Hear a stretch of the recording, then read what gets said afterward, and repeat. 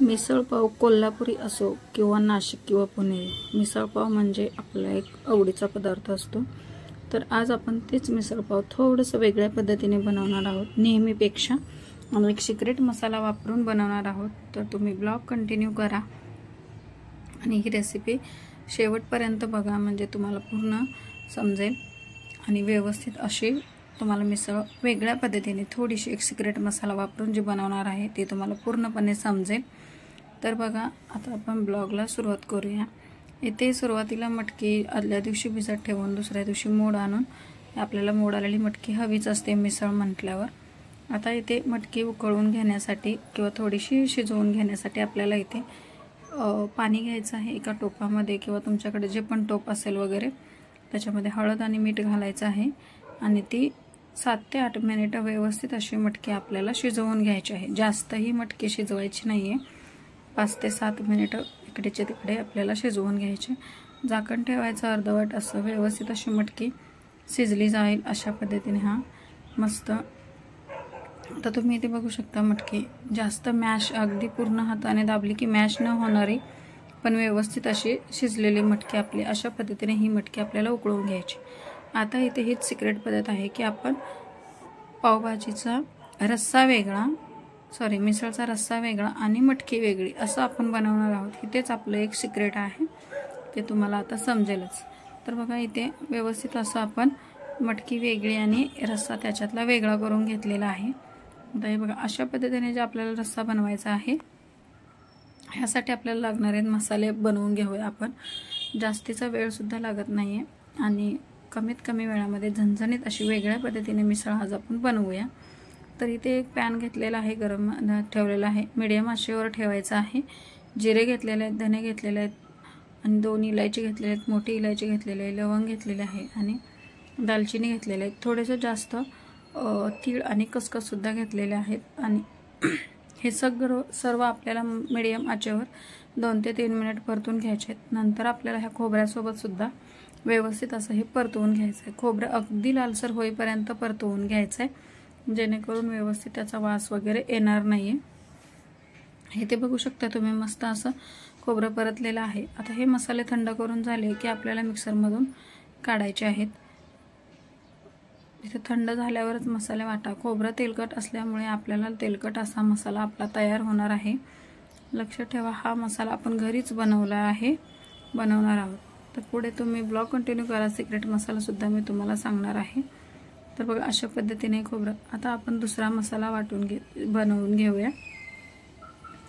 इथे एक मोठा आकाराचा बारीक आणि पातळ चिरलेला कांदा अगदी लालसर होईपर्यंत आपल्याला परतायचा आहे व्यवस्थित। असं बघू शकता तुम्ही, इथे कांदा व्यवस्थित असा परतलेला आहे। हा सुद्धा आपल्याला मिक्सरमधून वाटून घ्यायचा, अगदी बारीक वाटायचा आहे। याच्यामध्ये आलं आणि लसूण टाकायचं आहे आपल्याला। जितकं लसूण, एक गड्डा म्हणजे की 10 ते 15 पाकळ्या इथे लसूणच्या घातलेल्या आहेत। कोथिंबीर घालायची आणि मस्त असं वाटण करून घ्यायचं, एकदम बारीक असं वाटण करायचं आहे, जसं की आपण प्युरी बनवतो।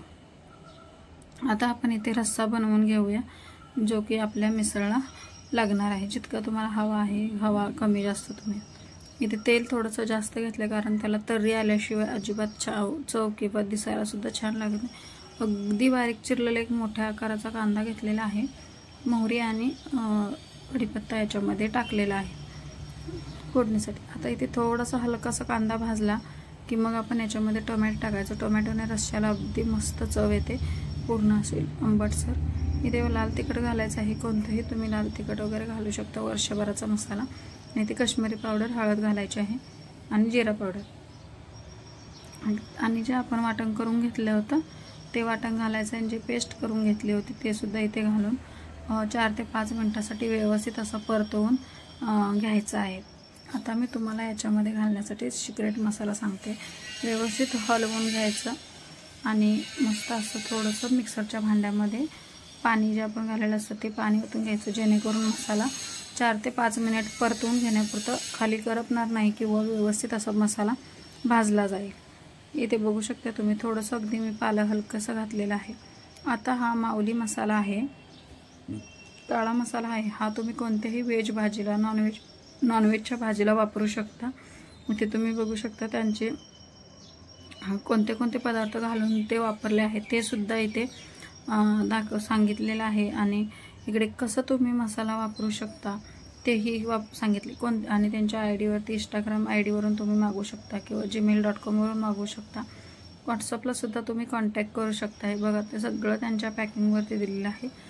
तुम्ही कोणकोणत्या भाजीला हा मसाला वापरू शकता तिथे वेबसाईटसुद्धा दिलेली आहे. याच्यावरती तुम्ही पण इथे व्हेज आणि नॉनव्हेज दोन्ही भाजीला वापरला तरी काही प्रॉब्लेम नाही आहे. इथे व्यवस्थित असा हा मसाला तुम्ही ऑर्डर करू शकता. खूप छान आहे. आणि हा मसाला टाकून एकदा तरी तुम्ही काळा मसाला टाकून मिसळपाव बनवा. अगदी चवीला छान आणि मस्त लागेल. तर तुम्ही बघू शकता इथे आता अगदी काळासर असा मसाला आहे. बघू शकता तुम्ही मस्त असं दिसतो. तर हा मसाला आपण इथे रश्श्यामध्ये टाकून घ्यायचा आहे. बघू शकता इथे तेलसुद्धा रश्श्याला अगदी आपला मसाला भाजलेला आहे.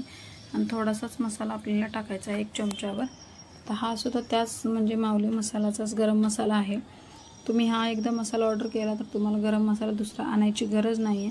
हा सुद्धा मसाल्यात बघा कोणकोणते पदार्थ घालून बनवला आहे ते सुद्धा दिलेलं आहे. याच्यावरती सुद्धा ऑर्डर करायचं कसं ते सगळं दिलेलं आहे.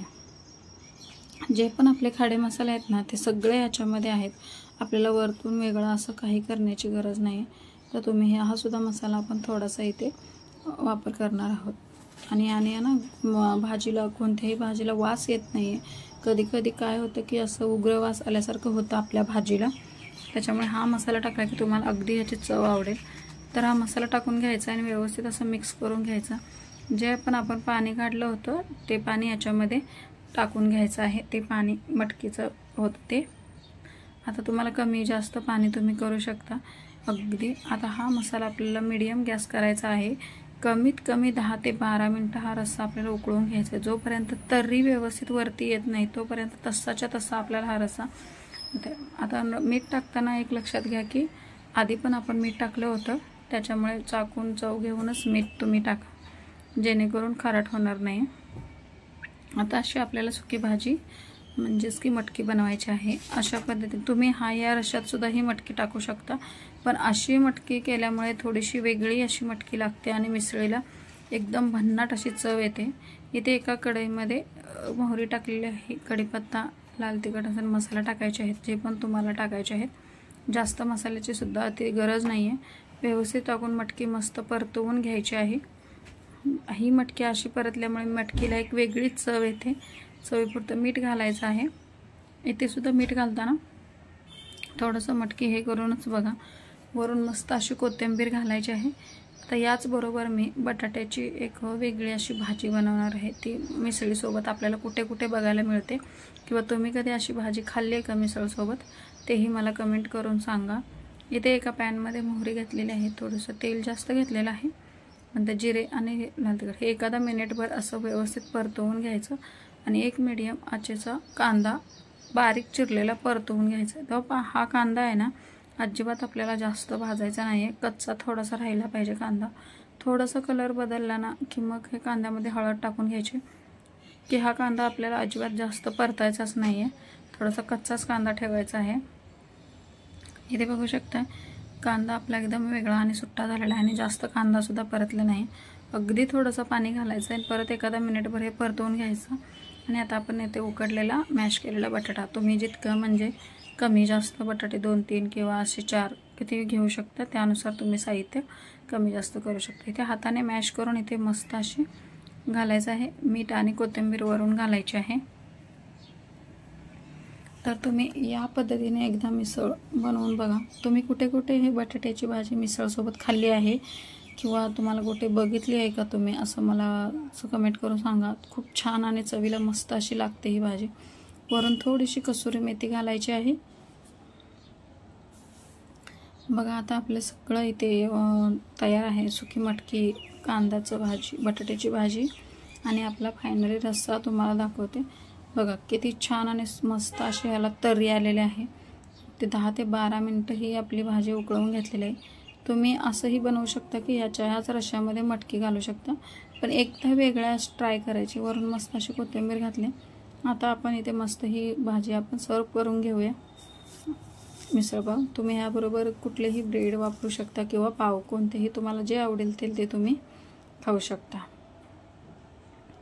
तर इथे बघा छोटंसं माझ्याकडे बकेट होतं, त्याच्यामुळे मी ह्याच्यामध्ये सर्व करते, जसं की आपल्याला हॉटेलसारखं फील येईल। इथे बघू शकता तुम्ही, मस्त अशी किती छान दिसते तर्री आलेली मिसळची भाजी आपल्याला अगदी कमी वेळामध्ये बनते। जास्त काही असं आपल्याला वेळ वगैरे सुद्धा लागत नाही आहे। 15 ते 20 मिनिटांमध्ये ही भाजी आपली तयार होते। इथे आता खाली मिसळ घेताना बटाट्याची भाजी वरून सुकी मटकी घालायची, रस्सा घालायचा आहे आपल्याला मस्त असा, ह्याला रस्सा जास्त लागतो। वरतून तुम्हाला कोणतीही शेव आवडेल ती शेव तुम्ही टाकू शकता, मोठी छोटी जी शेव तुम्हाला आवडेल ती टाकू शकता। वरून मस्त अशी कोथिंबीर घ्यायची, कोणतंही तुम्हाला फरसाणा आवडेल ते तुम्ही, किंवा शेव आवडत असेल तर शेव टाकू शकता, असं नाही आहे की हीच तुम्हाला टाकलं पाहिजे। तर इथे बघू शकता मस्त। आता इथे एक ताट घेणार आहे,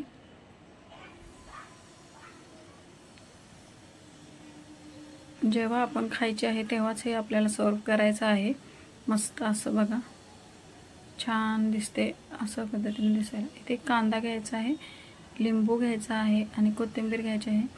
लिंबू हा मिसळीसोबत लागतोच लागतो, त्याशिवाय मिसळीला चव येत नाही आहे। जे आपण रस्सा घेतला होता ते घ्यायचं आहे, जे मिसळचं सोप गेली ती बनवून घ्यायची आहे, घ्यायची आहे। आणि ते ब्रेड पाव वापरलेले आहेत, तुम्ही ब्रेडसुद्धा खाऊ शकता, तुम्हाला जशी खायची आहे तशी तुम्ही खायची आहे।